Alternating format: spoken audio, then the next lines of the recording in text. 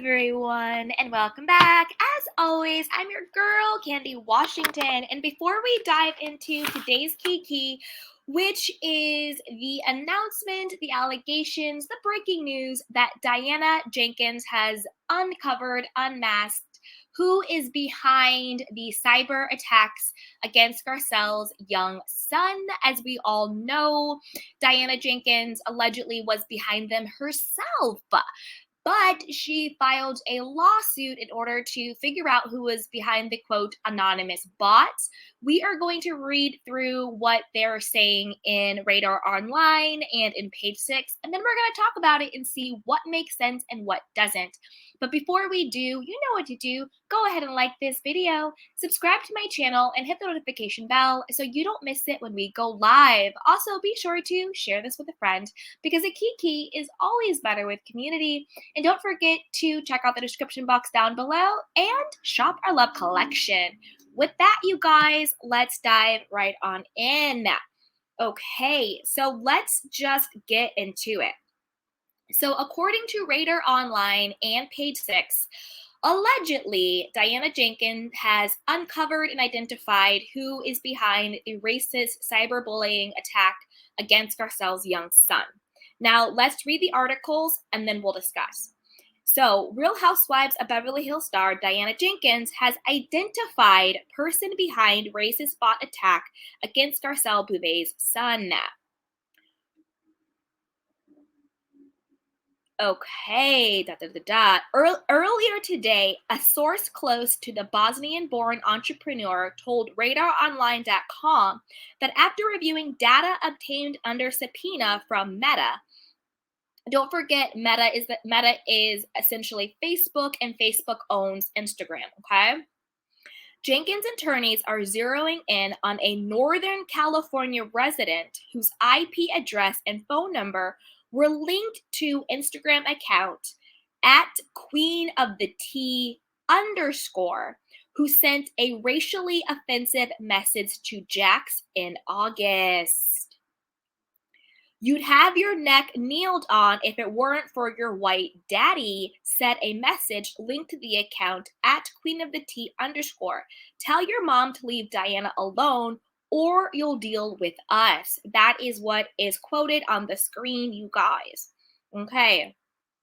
Some of the records obtained from Meta were connected to overseas IP addresses, a sign that whoever sent them took steps to mask their identity. Side note, if the IP addresses are also from overseas, that is also a sign that it was bots, like paid bots, paid troll farms, because usually they are from like the Philippines or from India or from someplace like that. That's where they will outsource the fake bots. Like also when people are buying likes, if they're buying views, if they're buying comments, a lot of those accounts are overseas, whether it's from China, India, Indonesia, the Philippines. It's those IP addresses, and that's how you can sometimes tell who has fake followers and who has real followers based on where the IP address is and based upon where the followers are located. So say you're an influencer in America, but 87% of your followers are based in the Philippines, you might think, hey, maybe you bought those followers, right? Okay, let's get back into it. Okay. But the @QueenOfTheT account was linked to an IP address and telephone number in California. Quote, Diana is absolutely thrilled by this news, the source tells RadarOnline.com. She cannot wait to get concrete proof so that the person behind the attack can be identified publicly and held accountable for their despicable conduct. Now that they have a person of interest, Jenkins' lawyers plans to file additional subpoenas that could provide further evidence tying the individual to the cyberbullying of Garcelle's son. We're told Jenkins was instructed by attorneys to follow up with additional subpoenas to further confirm the individual who is paying for the internet and telephone service tied to the account. As Radar Online previously reported earlier this year, Diana filed a bombshell lawsuit seeking to uncover the identities of those responsible for the racist attacks on Instagram against Jax. She obtained permission to subpoena Meta, the company behind Instagram, for information about who was behind the accounts that posted the hateful messages. This action seeks to unmask and hold accountable the quote, morally bankruptcy person who has attacked a child and placed blames for his or her actions on Ms. Jenkins, the suit read. Diana is a humanitarian who opposes all forms of hate, especially racism directed at a child, the source told RadarOnline.com. Whoever did this must and will face consequences of their actions. Okay, now I went to the actual account for at queen of the T underscore and on Instagram, and conveniently it is now deactivated. Conveniently now it no longer exists. So I'm calling a little bit of BS on this quote source. I'm calling a little bit of BS on this situation, and I'm going to tell you why for a couple of things. Number one, I think it's very, very misleading for the source and for Radar Online and for page 6 to be like, Diana Jenkins identifies the person behind these cyber attacks, which is what I thought when I saw it and when I was reading it. But she doesn't identify anyone. She just says, oh, this was one of the Instagram accounts that sent the message to Jax. We have an IP address, but we don't have an identity. This is the thing. How do you have an IP address, but you don't have the identity of the person? It's not adding up. It's not making sense. Also, I find the timing very suspicious. How is it that Diana Jenkins now all of a sudden wants to say, or a source, quote, a source, we all know the source is usually the person or a person on their team leaking the information, right? So this quote source from Diana Jenkins, the timing is suspicious to me. All of a sudden, now that the reunion is over, now that everybody is waiting to see who's going to get their contracts back, now all of a sudden Diana's coming out with information from her quote investigation. The timing is suspicious to me. Also, he was flooded with different attacks, flooded with them. So this one account doesn't make sense that this is the one account she's honing in on when there were multiple accounts that were going against Jax. And there were multiple accounts that people were saying were bots and from troll farms planting, comments and stuff. And she was hiring, fake followers, and she was hiring fake bots to say positive things about her. And he got attacked by multiple accounts.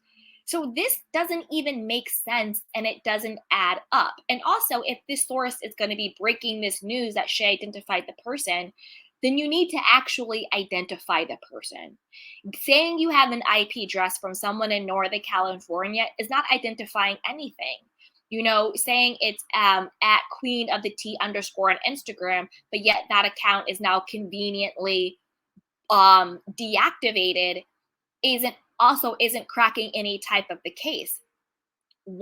I'm just confused as to what exactly she thinks she's doing. This is it's a big nothing burger. It's a big deflection from Diana Jenkins' camp, because truth be told, we all saw, the tweets and the text messages and the DMs and the Instagram posts that Jax got. We easily could see who the handle was. So what exactly is this investigation uncovering? The fact that the IP address is allegedly in Northern California? Well, okay. And next, who is it? Is it you, Diana? Is it the person that you guys hired? My thing is this. I still don't understand. If Diana had nothing to do with Botgate, why did she do a lawsuit against the anonymous bots? It was never her fight to fight, unless she's trying to hide something, unless she's trying to control the narrative, unless she's trying to be the quote authority on it, the person who's doing the investigation, the person with her own words who has the privilege of being able to get the lawyers and all of that involved, because she wants to be the person who controls who they say is behind Botgate. Just because one of the messages said, tell your mom to, lay off of Diana, or else you guys will have to deal with us. To me, logically, that is not grounds for a lawsuit against anonymous bots. So I don't believe Diana's investigation. I don't think her intentions are pure. And my personal opinion on it, it just smells like she had something to do with it. Because why else get involved? It just doesn't make sense. Also, I'm waiting on Garcelle's investigation, because Garcelle, to me, her investigation is the one that I think would have the most credibility, because Garcelle is trying to get to the bottom of the truth on who hurt and attacked her child. And Garcelle actually has integrity. So I think she wants to know the truth behind it. Whereas I think Diana is trying to hide and cover. What's the name of the person? Drop the name of the person. It just doesn't make sense. The whole situation didn't pass the gut test from the beginning. It just didn't pass the gut test from the beginning. The timing is off. The timing is weird. And why have this source leak this to Radar Online, to Page 6, to all the outlets, when there's actually nothing new to report? We already knew they were bots. We already knew that someone had to hire them. All you gave us was an Instagram handle that is conveniently now deactivated. Makes no sense. Again, this is the one account that her source is alleging is behind Botgate, at Queen of Tea _. And again, when I went to, oh, you know what, you guys? It's actually at Queen of the Tea. It's at Queen of the Tea, okay? So that up top, it's missing the. It's at Queen of the Tea, okay?